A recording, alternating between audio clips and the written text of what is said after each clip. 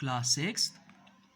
अपने previous video session में हम लोगों ने एस्टेरॉइड, मीटेराइड, कॉमेट्स, स्टार, सन, प्लैनेट, सेलेस्टियल बॉडीज़ ये सब कवर अप किया था।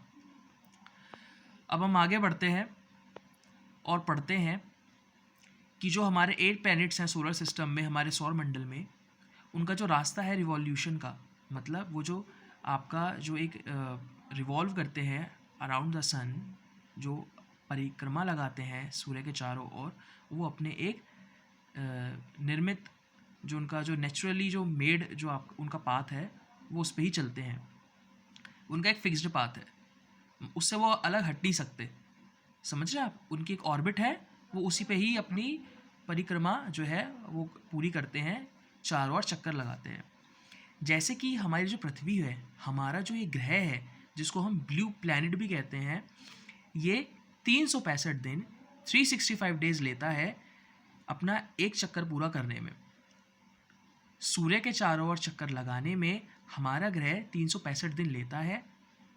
दीज पाथ्स आर एलोंगेटेड मतलब इनकी जो डिज़ाइनिंग है, जो ये एक तरीके से हम कह सकते हैं कि बड़े लंबे इनके रास्ते हैं, हम आँखों से नहीं देख सकते, लेकिन जो उनकी धुरी है, जो एक तरीके से इनके जो तरीका है रिवॉल्व करने का, वो इस तरह से बना हुआ है कि ये आपस में कभी किसी से ग्रह टकराते नहीं हैं, क्योंकि ये एक ग्रह दूसरे ग्रह से लाखों किलोमीटर के दौरान के उसी दूरी पर हैं। लाखों किलोमीटर दूर कोई ग्रह है, कोई हो सकता है उससे थोड़ा कम हो, लेकिन इनके बीच में दूरी इतनी है कि ये आपस में किसी से कभी टकराते नहीं हैं या ओवरलैप नहीं करते हैं, या क्योंकि एक ग्रह दूसरे ग्रह से आगे नहीं हो जाता है या उसके रास्ता को क्रॉस नहीं करता है। ऑर्बिट हमने उनको ही बोला है, ऑर्बिट मतलब ये जो उनके चलने का जो उनका रास्ता है। अब जैसे जो आपका एरोप्लेन होता है, ऊपर तो कोई सड़क होती नहीं है, बट प्रॉपर वो अपनी टेक्नोलॉजी यूज़ करते हैं उनके पाथ के लिए, उनके रास्ते के लिए। Mercury is the nearest planet to the sun. जो आपका मरकरी है वो सबसे पास का ग्रह है आपके सूर्य के, ठीक है। It takes only 88 days to complete 1 round along its orbit. एक चक्कर लगाने में, ये सूर्य के चारों ओर पूरा एक चक्कर कंप्लीट करने में, पूरा करने में इसको 88 डेज लगते हैं। मरकरी के बाद जो ग्रह आता है वो आपका आता है वीनस, जिसको हम इवनिंग स्टार भी बोलते हैं, जो शाम के समय बहुत तेज चमकता है। Venus is considered as earth twins because its shape and size are very much similar to that of the earth. Venus को हमारे ग्रह का जुड़वा कहा गया है, मतलब इसका जो साइज़ है, जो इसकी शेप है, जो इसकी आकृति है, जो बनावट है, वो हमारे ग्रह से बहुत ज़्यादा मिलती जुलती है। अब ये सारे ग्रह जो है हमारे, ये सौरमंडल में है, और सौरमंडल कहाँ है? हमारी गैलेक्सी में है, जिसको हम आकाश गंगा कहते हैं। A galaxy is a huge system of billions of stars and clouds of dust and gases. Millions of galaxies makes up the universe.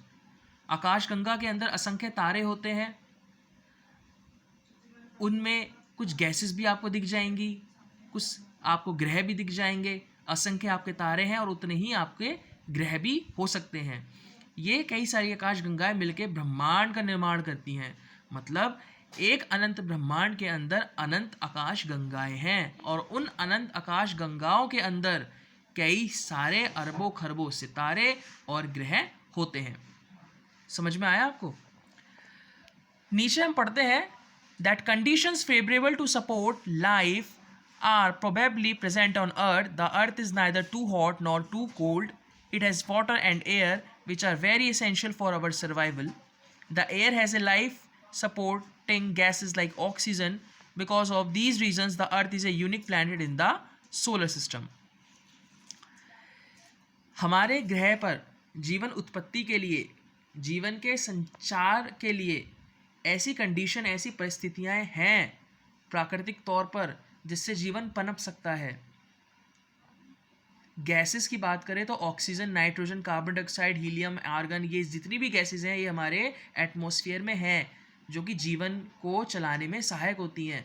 हमें सूर्य का प्रकाश मिल रहा है, हमें धरती मिल रही है, हमें जो इसका टेम्परेचर है वो ऐसा मिलता है, जो इसका तापमान है जो ना ही बहुत ज़्यादा गर्म है और ना ही बहुत ज़्यादा ठंडा है। ये ऐसा नेचुरली फॉर्म्ड आपका टेम्परेचर है जो आपके जीवन की उत्पत्ति के लिए सही है। इसीलिए बहुत सुटेबल है हमारे लिए, बहुत कारगर हम इसे कह सकते हैं, बहुत ही ज़्यादा अच्छा ग्रह है हमारे आठों ग्रह में लाइफ के सर्वाइवल के लिए। स्टार्स की हम बात करें, जैसे कि सन आपका एक स्टार है, वो ग्रहों से बहुत बड़े होते हैं और आपके बड़े गर्म होते हैं क्योंकि उनका जो टेम्परेचर बहुत ज़्यादा हाई होता है और वो मोस्टली जो आपके होते हैं गैसेस से बने हुए होते हैं। They have their own heat and light which they emit in large amount. इनका अपना ही प्रकाश होता है और इनकी अपनी ही ऊर्जा होती है जो कि बहुत बड़े एक अमाउंट में, मतलब बहुत बड़ी क्वांटिटी में वो रिलीज़ होती रहती है। जैसे सूर्य का प्रकाश और जो उसकी ऊर्जा है वो निरंतर चलती जा रही है और उसके प्रकाश से ही ग्रह जो है हमारे प्रकाशित होते हैं और जो नेचुरल सैटेलाइट्स होती हैं हमारी वो भी प्रकाशित होती हैं। सो नेक्स्ट वीडियो सेशन में हम सेलेस्टियल बॉडीज़ को एक बार फिर से पढ़ेंगे तो आपको ये चैप्टर अच्छे से समझ में आ जाएगा। आई होप आपको ये समझ में आ गया होगा। और एक चीज़ है जो कि वो मैं आपको बता देता हूँ कि जो आपका जो चंद्रमा है, जैसे कि ग्रह आपके सूर्य के चक्कर लगाते हैं, वैसे ही जो हमारा चंद्रमा है, मून है, वो एक नेचुरल सैटेलाइट है। वो आपके पृथ्वी के जो चक्कर लगाता है चारों ओर, उसमें वो लगभग 27 दिनों में अपना चक्कर पूरा करता है। और जब 27 वो रिवॉल्यूशन कर लेता है 27 दिनों में, और अपना जो एक स्पिन है खुद की जो अपनी एक्सिस पे वो जो घूमता है वो भी आपके लगभग 27 दिन में ही पूरा करता है, जिसकी वजह से हमें चांद जो होता है कभी आधा दिखाई दे रहा है, कभी पूरा दिखाई दे रहा है। और बाकी सूर्य का जो प्रकाश होता है उसका भी बहुत बड़ा फैक्टर इसमें रोल प्ले करता है। होप आपको समझ में आया होगा। कल हम लोग सेलेस्टियल बॉडीज़ को फिर से पढ़ेंगे और उसके बाद ये आपका चैप्टर ख़त्म हो जाएगा। रिमेनिंग कुछ क्वेश्चन आंसर्स होंगे वो मैं आपको कंप्लीट करने के लिए दे दूंगा, और कुछ क्वेश्चन आंसर्स मैंने आपको दिए भी हैं, सो आप उसको कंप्लीट कीजिए और मुझे अपना वर्क सेंड कीजिएगा। ओके।